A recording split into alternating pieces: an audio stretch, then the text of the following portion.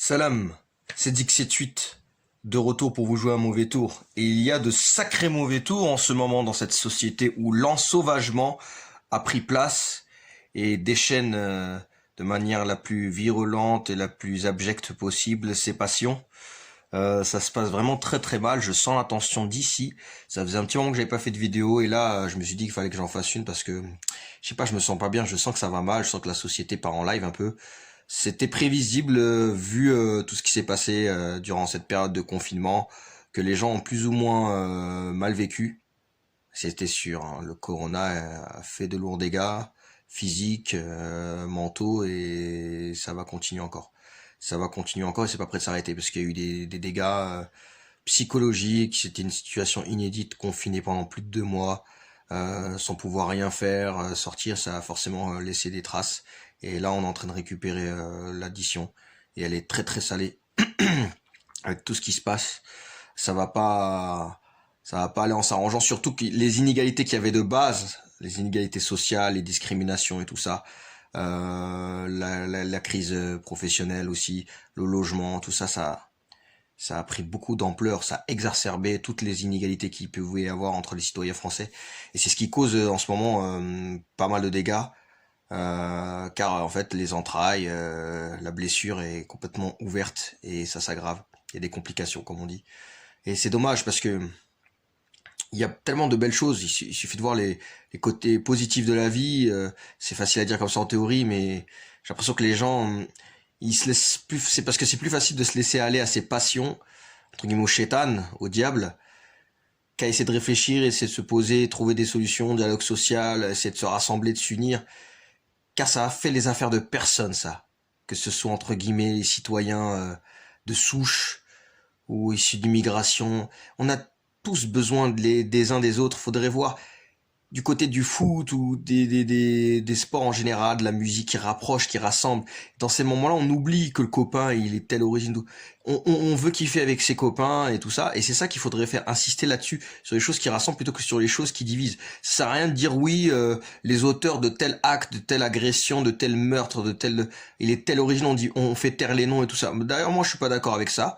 On devrait dire les noms, mais on devrait pas insister sur ses origines. Qui s'appelle Jean, ou Karim ou Mamadou, tout ce que tu veux, ça doit être pareil. C'est-à-dire que le crime, l'agression, le viol, la tuerie n'a pas de couleur, ni d'origine, ni de race, ni de quoi que ce soit. Ça veut dire qu'on est bien d'accord. Un type qui s'appelle Jean, il doit être traité de la même manière qu'un type qui s'appelle Karim, et vice versa si voilà ils ont tué quelqu'un ou violé quelqu'un. Et ça, le problème de cela, c'est que il y a de la discrimination négative mais aussi positive. C'est-à-dire que sous prétexte que il y a de la discrimination raciale où certaines populations sont plus touchées que les autres, eh ben on va minimiser, on va pas donner les noms de ceux qui ont fait quoi, comme les tueurs du chauffeur de bus. C'est horrible, ignoble. Mais je cautionne absolument pas. T'es fou, tu tabasses un père de famille comme ça parce qu'il te demande de mettre un masque ou d'acheter un ticket. Au pire, si tu veux pas, que t'es pas d'accord, t'es anti-masque. Voilà, moi je suis pas forcément d'accord avec cette histoire de masque où voilà, ils sont pas d'accord dès le départ entre eux et là ils te disent 10 ans plus tard, ouais, il faut le porter, c'est obligatoire et tout, alors que c'est prouvé plus ou moins que il ne sert à rien. Les gens le touchent comme ça, ils le mettent en dessous comme ça, ils croient que c'est une chaîne en or ou je sais pas ce que c'est. Maintenant c'est un accessoire. Tu les vois sur les rétros, je comprends pas, les mecs qui foutent leur truc à la place d'un sympa parfumeur, il va te mettre un masque comme ça. Enfin, c'est pas le sujet, le masque, mais voilà, si tu voulais pas le porter et que tu veux pas payer de ticket, tu prends pas le bus, tout simplement. Tu respectes. Si tu veux prendre le bus, tu respectes les règles en vigueur dans le bus ou dans le train ou dans n'importe quel transport. Voilà. Moi, c'est pareil. Si j'aime pas aller dans un magasin, je les boycotte. S'ils me demandent de mettre le masque et tout, bah je les boycotte. Je vais dans un autre magasin où c'est pas obligatoire.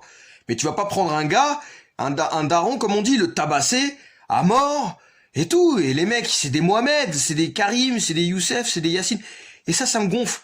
Parce qu'au final, ils vont pas retenir le tel mec ou tel mec, tel mec. Ils vont envoyer en pâture n'importe qui, comme le gars là, Mskin. Il était même pas dedans. Ils l'ont balancé, le RN, Le Pen, après s'excuser et tout. Mais les dégâts psychologiques qu'il va avoir, le mec. Il est inemployable. Les discriminations qu'il y avait avant, ça va encore plus s'aggraver. Parce qu'il a une tête un peu comme moi, voilà, basanée, un peu typé. Et le type, il est cuit. Mais moi, ça me fait plus de mal qu'autre chose. Parce que du coup, toi, Voilà, maghrébin, tranquille et tout, t'as jamais rien fait au niveau de la justice et tout ça, t'as rien à te reprocher, t'as un casier vierge, t'as jamais fait de garde à vue comme moi ou quoi, t'es clean quoi. Eh ben, tu vas payer pour ces abrutis. Et ils nous font beaucoup de mal en fait, parce qu'ils vont se dire c'est les Arabes, on va leur donner du grain à moudre et de l'eau dans leur moulin. Et ouais, les fachos, la fachosphère, ils attendent que ça en fait. Voilà. Comme le type qui a foncé dans la gendarme et tout, un multirécidiviste, un Yacine ou un truc que je sais pas comment il s'appelle. Ça me dégoûte et je dénonce de la manière la plus ferme, de la même manière que cette gendarme a été sauvagement tuée, voilà, renversée, plus le chauffeur de bus, plus récemment la petite lyonnaise où les types ils ont foncé sur son chien et après elle a essayé de protéger, elle a essayé de les empêcher de partir en attendant le secours et ils lui foncent dessus, la traîne sur 800 mètres. Je les dénonce de la manière la plus ferme. C'est horrible. C'est horrible. C'est pas possible. Tu peux pas faire ça. Les mecs, c'est des maghrébins. Après, on va dire, voilà, c'est des Mohamed, c'est des Yassine, c'est des Youssef. C'est pas possible. C'est-à-dire, ça nous révolte et on devrait condamner de la manière la plus ferme ce qui s'est passé à ces gens-là. Comme ce qui s'est passé à Adama, comme ce qui s'est passé à n'importe quelle personne. En fait, on devrait pas mettre de couleur ni de différence entre les différents agressés, victimes et tout ça. Chaque victime, voilà, toutes les victimes sont identiques, quelle que soit la couleur d'origine. On ne devrait pas faire un procès ou une marche plus ou une médiatisation, une surmédiatisation de ces personnes-là sous prétexte qu'elles sont déjà discriminées de base par rapport à quelqu'un de souche. Je suis pas d'accord avec ça, moi. La discrimination positive, on ne demande pas ça. On demande juste un traitement équitable et égalitaire entre tous les citoyens de la République, qu'ils soient noirs, blancs, jaunes, tout ce que tu veux, on s'en fiche, ou arabes, ou voilà. C'est ça, en fait. C'est ça qui cause les dégâts.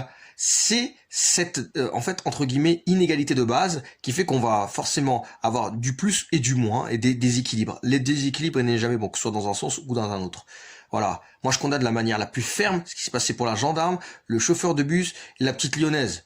Donc c'est inadmissible. Faut arrêter vos conneries, il faut se ressaisir à un moment donné. Voilà. J'espère que ça va s'arranger cette situation. Moi, je garde toujours espoir et foi en l'humanité.